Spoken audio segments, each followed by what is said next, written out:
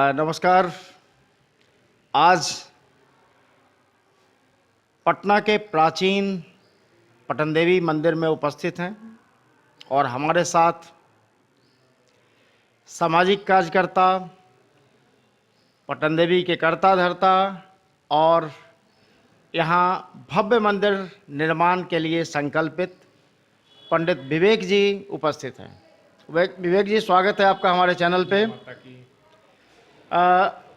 अपना नववर्ष कल से प्रारंभ होने वाला है। सनातन नववर्ष के उपलक्ष्य में आप बताएं कि हमारे दर्शकों को क्या करना चाहिए और क्या है हमारी परंपरा सनातन नववर्ष का। ब्रह्मा जी ने संकल्प किया, एको हम बहुत श्यामा, मैं एक हूँ और अनेक हो जाऊँ। और इस सत्संकल्प के फलस्वरूप उन्होंने सृष्टि की रचना की। चैत्र नवरात्र प्रतिपदा के दिन ही हमारा सनातन नववर्ष आरंभ होता है और इस दिन वासंतिक नवरात्र भी शुरू होता है।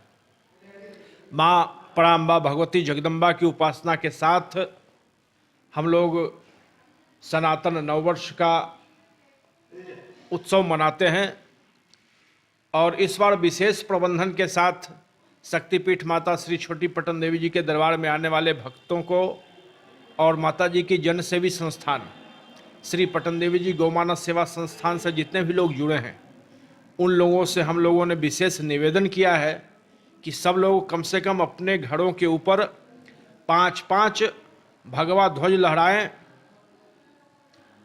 दरवाजे पर आम्र पल्लव से बना हुआ बंधन बाण लगा के और स्वास्तिक चिन्ह बना के और सायंकालीन माता जी का नाम स्मरण करते हुए इस चैत्र नवरात्र का और सनातन नववर्ष का स्वागत करें।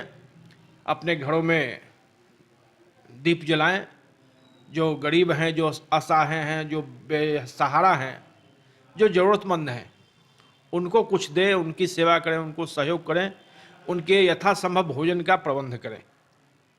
और इसी तरह से हम लोग भी कल से 9 दिनों तक जो भी माता जी के दरबार में आएंगे भक्तगण, उनको यथासंभव भोजन का प्रबंधन और स्वागत और इस तरह से जो वातावरण है सनातनी, उसको आरंभ करने का हम लोग संदेश देंगे और करेंगे भी। हम लोगों का नववर्ष जी केवल जन नहीं, प्रकृति भी बनाती है। बिल्कुल बिल्कुल। हमारे नववर्ष में सभी पौधों में पत्तियां नई हो जाती है जी। सब कुछ नया हो जाता है। लेकिन दूसरे तरफ अंग्रेजों का नववर्ष अंधकारमय होता है। जी जी। फिर भी हमारे लोग उसके पीछे ज़्यादा चलते हैं, अपने नववर्ष का ज्ञान नहीं होता। जी, विगत कुछ वर्षों में ऐसा हुआ है कि जो विदेशी आक्रांताओं का आगमन हुआ भारत में, तो उन्होंने भारतीय संस्कृति को तोड़ा और भारत के जो लोग हैं उनको मानसिक रूप से प्रताड़ित किया, उन पर दबाव बनाया कि भारतीय संस्कृति जो है वह निर्गुण संस्कृति है। और इस प्रकार का विरोधाभास उत्पन्न करके उन लोगों ने अप्रैल को, जो अप्रैल का महीना, चैत का महीना हमारे सनातन धर्म का शुभारंभ करता है, सनातन नववर्ष का आरंभ करता है, उसको उन लोगों ने अप्रैल फूल के रूप में चिन्हित कर दिया कि भारत के लोग जो है मूर्ख हैं, भारत के लोग बेवकूफ़ हैं। ये संदेश उन्होंने भारत के लोगों को ही दिया अप्रैल फूल बना के। और इतने दिनों तक सबसे बड़ी बात है कि हम लोग इस मायावी जाल को नहीं समझ पाए और इतने दिनों तक हम लोग भी उनके साथ अप्रैल फूल मनाते रहे। लेकिन जब जागो तब सवेरा, जब जागृति आ जाए मानव के अंदर में, तभी जानिए कि भाई नया सवेरा आया है। और नया सवेरा आया भी है। आज से हम लोग इस संकल्प का शुभारंभ करेंगे कि अब अप्रैल फूल नहीं, अब अप्रैल प्रसन्नतापूर्वक, हाँ, सनातन नववर्ष का होगा। सनातन नववर्ष का संदेश देने वाला होगा, सनातन को जगाने वाला होगा, जितने भी सनातनी हैं उनको जोड़ने वाला होगा। हम लोग जितने भी हिंदू हैं, हिंदू, उसमें कोई जात पात का भेद नहीं, केवल हिंसया दूयते चित्तम एन हिंदू रीतितः, जो हिंसा से दूर भागने वाले हैं, जो नहीं चाहते हैं। तो यही कारण है कि हिंदू का शोषण हुआ। लेकिन हिंदू अब आपके विचार के अनुसार चले, जैसा कि आप कहते हैं कि भाई अग्रतः सकलम शास्त्रम पृष्ठतः सस्रह धनु, तो उसके अनुसार उस संकल्प को भी देना लोगों को जरूरी है कि हिंदू का मतलब, हाँ, जब तक शस्त्र और शास्त्र एक हाँ, साथ नहीं होगा, जी बिल्कुल बिल्कुल, तो राष्ट्र निर्माण संभव हाँ, नहीं है। दोनों की उपासना करनी है। और भगवान परशुराम जी ने यह संदेश दिया है कि ब्राह्मण को शस्त्र और शास्त्र दोनों की आराधना करनी होगी। तो मैं कहता हूं संपूर्ण हिंदू को शस्त्र और शास्त्र दोनों का अनुकरण करना चाहिए, उनका सेवा करना चाहिए और उनको धारण भी करना चाहिए। यथा समय जैसा देवता वैसा पूजा, जैसी स्थिति उत्पन्न हो वैसा प्रतिकार करें, वैसी व्यवस्था करें। सठम साठ्यम समाचरेत। ये भगवान परशुराम के संदेश को हम जी। लोग भूल गए, जिसका खामियाजा 1948 में 5000 चित्तपूर्णी ब्राह्मणों के कत्ल से हुआ। बिल्कुल। 1990 में 5 लाख कश्मीरी ब्राह्मणों के पलायन से हुआ। बिल्कुल बिल्कुल। अगर हम लोग परशुराम जी के संदेश को याद रखते हाँ, तो ऐसा नहीं तो होता। ऐसा तो नहीं होता। लेकिन अब हम लोगों को, जितने भी सनातनी हैं, जितने भी हिंदू हैं, उनको इसी संदेश के साथ जगाना है, सनातन नववर्ष का और शास्त्र और शस्त्र की उपासना का। आपने कहा कि गुलामी के कारण लोग अपने नववर्ष को भूल के अंग्रेजों के नववर्ष को मनाने लगे। जी तो 1947 में सो कॉल्ड आज़ादी तो मिल गई थी, जी। उसके बाद भी लोग उसी के रंग में रंगे, ऐसा हाँ, क्यों? चूंकि जितने भी वामपंथी थे तथा कथित कांग्रेसी रहे, तो इन दोनों की विचार शैली ऐसी रही कि उन्होंने भारतीय संस्कृति को छोड़कर पाश्चात्य संस्कृति को अपनाना ही श्रेयस्कर बताया लोगों को। तो जो आने वाली पीढ़ी थी, जो बच्चे थे, उन्होंने तो यही देखा, जो उस काल में जिनका जन्म हुआ, तो उन्होंने देखा कि नववर्ष ये नववर्ष है, चाहे और भी जो त्यौहार हैं, उसको इतना ना मन मस्तिष्क पर थोप दिया गया कि लोग उस रंग में ढल गए। लेकिन इधर कुछ दिनों में जो सनातनियों के अंदर जागृति आई है, आप जैसे पत्रकारों के माध्यम से, आप जैसे बुद्धिजीवियों के माध्यम से, आप जैसे लेखकों के माध्यम से, आप जैसे सत्यकारों के, साहित्यकारों के माध्यम से, तो आपने जो अपने साहित्य के माध्यम से, लेखन के माध्यम से या संवाद के माध्यम से जो सनातन का संदेश दिया, सनातन को जो मजबूती प्रदान की, उसका फल आज मिल रहा है कि लोगों के अंदर सनातन के प्रति जागृति आई। लोगों ने समझा कि नहीं, वह हमारा नववर्ष नहीं है, हमारा नववर्ष ये है, चैत का, बसंत का नववर्ष है, जिस समय प्रकृति खिली होती है, चारों तरफ खुशियां आती हैं। उस पर तो हमने बहुत पहले 2012 में हमने एक बनाई भी थी जी कि ये नववर्ष हमें स्वीकार नहीं जी। है, अपना ये त्यौहार। हाँ, तो विगत कुछ वर्षों से लगातार मैं आपके दिव्य रश्मि पत्रिका के माध्यम से देखता रहा हूँ कि आपने सनातन को बहुत जगाया है।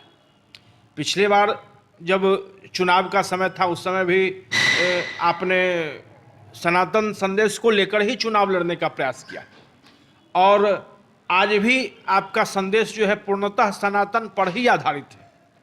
तो आप जैसे जो बुद्धिजीवी लोग हैं, जिन्होंने सनातन धर्म को फैलाने का, सनातन धर्म को जगाने का जो संकल्प ले रखा है, तो आम जनमानस को भी, और हम लोग जैसे सामाजिक कार्यकर्ता जो हैं, जो सनातन धर्म की सेवा में लगे हैं, साधु हैं, संत हैं, महात्मा हैं, समाज सेवी हैं और बुद्धि वर्ग हैं, जो बुद्धिजीवी वर्ग हैं, उन सब का दायित्व, बड़ा दायित्व है, क्योंकि समाज को जगाने का काम तो यही लोग कर रहे हैं।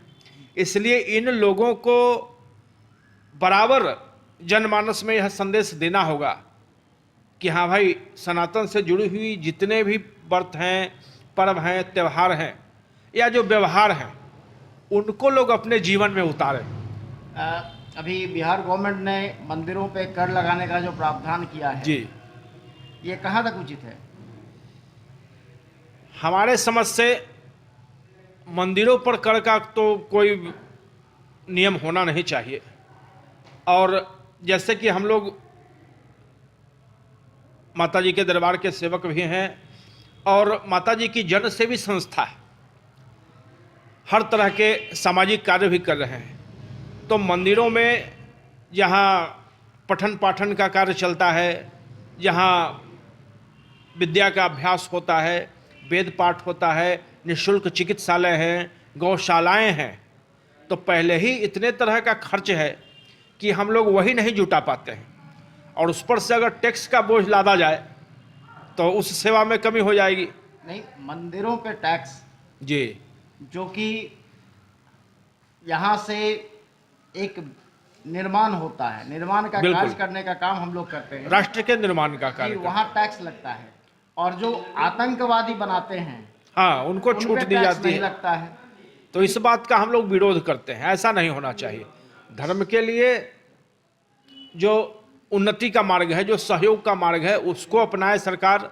जो सामाजिक संस्थाएं समाज में सेवा का काम कर रही है, चाहे जो भी धार्मिक संस्थाएं समाज में सेवा का कार्य कर रही है, उसको तो और सरकार को सहयोग देना चाहिए कि नहीं भाई, सरकार की तरफ से ये विशेष अनुदान मिले धार्मिक संस्थाओं को, मंदिरों को, कि उनकी सामाजिक गतिविधियां और बढ़ें। मंदिरों पे एक पैसे का सरकार से अनुदान नहीं है, कोई अनुदान नहीं, ऊपर से टैक्स लेती है। हाँ, और मस्जिदों के ऊपर उनको टैक्स विशेष खर्च सुविधा करती देती है। तो ये गड़बड़ी है, ये क्या दो तरफा नीति ये- जो है, ये दोगली नीतियां हाँ, नहीं हैं। ये नीति नहीं चलनी चाहिए। इस प्रकार की जो नीतियां हैं, इनका हम लोग विरोध करें। जितने सनातनी हैं वे सब इन ऐसे नीतियों का विरोध करें, क्योंकि सरकार जब अनुदान नहीं देती है तो सरकार टैक्स लेने का क्या प्रावधान बनाती है। इसका तो विरोध होना चाहिए।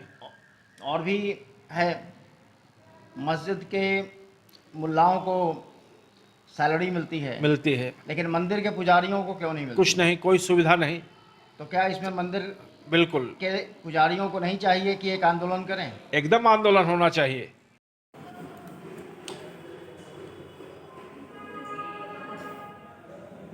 सरकार मंदिरों पे कर लगाकर मस्जिदों और चर्चों को देती है, जबकि उन्हें भी पता है कि मस्जिद से आतंकवादी ही जन्म लेते हैं और चर्च भी हिंदुओं का धर्मांतरण नहीं करवाता है।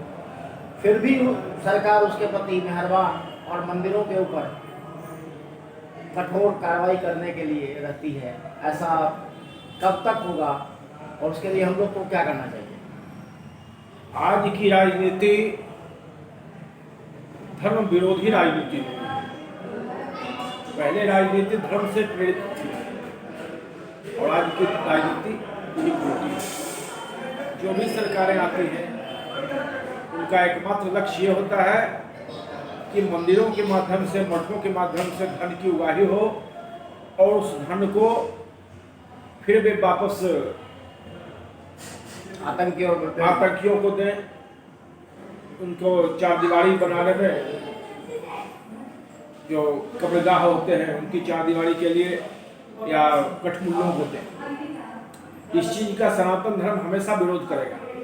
आप जो मंदिरों से कर लेंगे या मठों से जो कर लेंगे, उस कर का निर्धारण और उनकी सेवा के लिए आप उनको सहयोग करें, उसके उन्नयन के लिए, किसी भी धार्मिक स्थल के विकास के लिए या सामाजिक कार्यों के लिए व्यय करने के लिए आप छूट दें। कर का विरोध करेगी सनातन धर्म। नहीं, जब हिंदुओं से टैक्स ले रहे हैं तो हिंदुओं पर खर्च तो करें, हिंदुओं पे खर्च करें। बिल्कुल। अगर मुसलमानों से टैक्स लेते हैं, मुसलमानों पे खर्च करें। उनके माध्यम से खर्च करें। ये कैसी धर्मनिरपेक्षता है जो केवल हिंदुओं के लिए है, बाकियों के लिए नहीं? ये पक्षपातपूर्ण धर्मनिरपेक्षता है। तो इसके लिए जो वर्तमान राजनेता हैं, इनका विरोध होना चाहिए। बिल्कुल। ये लोग कहने के लिए हिंदुओं से वोट लेते हैं और खर्च करते हैं बाकी दूसरे पे जो हिंदू विरोधी है। आज जो भी सामाजिक समीकरण बना है वह केवल जात पात के आधार पर बना है। वस्तुतः नेताओं ने ही अपने वोट के लिए जो है समाज को बांटा। जातियों के बारे में तो भगवान श्री कृष्ण गीता में स्वयं कहते हैं चतुर्वर्ण्याम मया सृष्टि गुण कर्म विशेषता। और आज 40 वर्ण में विभक्त हो गए हैं हिंदू। सबको अलग अलग खेमे में बांट के केवल राजनीतिक लाभ के लिए उनको तोड़ के वोट बैंक के रूप में इस्तेमाल किया जा रहा है, जो कि सनातन धर्म के विरुद्ध है। आज हिंदू स्वयं कमजोर होते जा रहे हैं इन्हीं कारणों से। इसलिए सनातन धर्म लोगों को संगठित करने का, एकत्रित करने का और सशक्त करने का संदेश देंगे हम लोग इस नवरात्र के माध्यम से और इस सनातन नववर्ष के माध्यम से, कि भाई जितने भी हिंदू हैं संगठित हो, सशक्त हो और सुशिक्षित हो। ये आज की आवश्यकता है। और आपके चैनल के माध्यम से, आपके दिव्य रश्मि बहुत ही लोकप्रिय पत्रिका है, इसके माध्यम से क्योंकि अच्छा सर्कुलेशन इसका है, जितने भी सनातनी लोग हैं जो साहित्य को जानने वाले हैं, समझने वाले हैं, जो अध्यात्म को जानने वाले हैं, समझने वाले हैं, वो इसमें रुचि लेते हैं। बहुत से आजीवन सदस्य के रूप में, वार्षिक सदस्य के रूप में आपसे जुड़े हैं। तो मैं आपके माध्यम से भी लोगों से निवेदन करूंगा कि अधिक से अधिक संख्या में लोग जुड़े इस चैनल के माध्यम से, इस दिव्य रश्मि पत्रिका के माध्यम से, क्योंकि जो सनातन संदेश देने वाला है, जो समाज को जगाने वाला जो तत्व है, उसकी उन्नति, उसकी प्रगति, उसकी समाज में पैठ बहुत ही नितांत जरूरी है। क्योंकि सार्थक संदेश देने वाले तो ही पत्रकारिता हो या पॉलिटिक्स हो या वकालत हो या न्यायपालिका, ये आपका कार्यपालिका, सभी जगह इन 70 सालों में जो गिरावट आई है, हम खुद पत्रकारिता से जुड़े हुए हैं, फिर भी इस बात को कहते हैं कि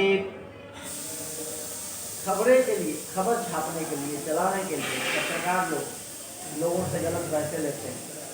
क्या ये धर्म विहीन होने का संकेत नहीं है? बिल्कुल बिल्कुल। आज कलयुग तो है ही, और कलयुग का प्रभाव भी चारों तरफ स्पष्ट दृष्टिगोचर होता है। लोकतंत्र के जो 4 मजबूत स्तंभ माने जाते हैं, न्यायपालिका, विधायिका, पत्रकारिता और प्रशासन, तो इन चारों स्तंभों में भी गिरावट आई है। लोगों का चारित्रिक पतन भी हुआ है।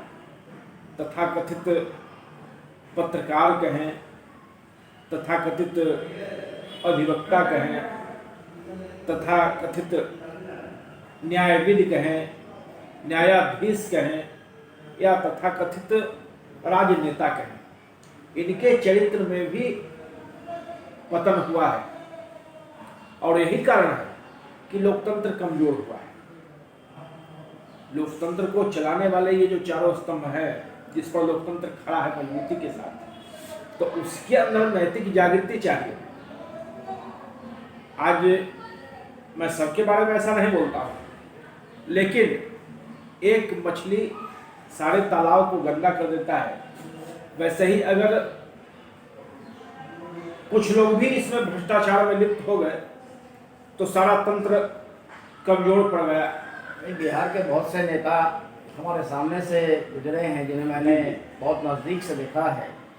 किसी ज़माने में उन्हें कहीं मीटिंग में जाने को पैसे नहीं होते थे, आज करोड़ों करोड़ों के जायदाद के मालिक हो गए हैं। उन्हें आप भी जानते हैं। जी बिल्कुल बिल्कुल बिल्कुल। तो ऐसा जो है, ये नैतिक पतन नहीं तो क्या है? हाँ बिल्कुल, नैतिक पतन का ही तो कारण है। इसीलिए हमारे जितने भी धर्म शास्त्र हैं, चाहे व्यष्टि संहिता हो या मनुस्मृति हो, सब धर्म नामक अंकुश को धारण करने के लिए राजा को कहता है। जी जी। और आज धर्म से ही विपरीत राजा चलता है तो समाज में तो गिरावट आएगी। बिल्कुल। धर्मशास्त्र हमारा कहता है, स्व अल्पम अप्यस्य धर्मस्य त्रायते महतः भयात्। जहाँ धर्म का थोड़ा भी अंश होगा तो मनुष्य को बहुत बड़े संकट से बचा सकता है। लेकिन जहाँ धर्म ही नहीं होगा तो वहाँ चरित्र क्या होगा? स्वाभाविक है कि जब धर्म से हीन होंगे लोग तो उनका चारित्रिक पतन होगा, चारित्रिक पतन होगा तो वैचारिक पतन होगा, और वैचारिक पतन होगा तो समाज नैतिकता को प्राप्त होगा। आज लोगों के मन में केवल यही है कि हमारे पास इतना धन हो, इतना धन हो, इतना धन हो कि हम सबसे ऊपर रहें। इस पे वेदों का तो अपना श्लोक कहता है ना, ढलान भूमे कुशवस्य गोष्ठे नारी ग्रह द्वारे जना श्मशाने देह चितायाम परमार्गिनी में। इसके अलावा तो संसार नहीं है। लेकिन अंतकाल ऐसा होता है कि जब लक्ष्य तक पहुंचता है आदमी, जीवन के लक्ष्य तक, तो वहां जाके जो है निधन हो जाता है, सारा धन बेकार हो जाता है। तो धन की आवश्यकता तभी तक है जब तक जीवन का यापन चलाना है, जीवन का यापन करना है, या जो सुविधाएं हैं। हृष्टो दीप्यति दीप्यतो धर्मात् न अतिक्रमति। सुख का उपभोग करें, धन के 4 गति बताए गए हैं। न्यायपूर्ण रूप से उसका उपार्जन हो, उसका उपयोग हो, उसका सामाजिक कार्यों में व्यय हो, नहीं तो वह तीसरी गति को प्राप्त कर लेता है। तो उपयोग भी करें और समाज के ऊपर अंशदान भी करें, सामाजिक कार्यों में भी लगाएं, ताकि धर्म जो है सुरक्षित रहे और धन भी सुरक्षित रहे। नहीं तो धर्म का भी नाश करेंगे और धन का भी नाश करेंगे और अपने कीर्ति को अपजस में बदलेंगे। इसलिए कृत्यस्य सहजीवति, लोग जीवित तब तक हैं जब तक उनकी कीर्ति है। अच्छा कर्म करें, अच्छे आचरण से, अच्छे व्यवहार से और अपने धन के सदुपयोग से समाज में एक नाम और प्रतिष्ठा की स्थापना करें, क्योंकि सामाजिक बंदनीय लोग आपकी वंदना करें। वंदना करवाने की आवश्यकता नहीं पड़े कि भाई किसी को पारिश्रमिक देके हम अपना गुणानुवाद कराएं।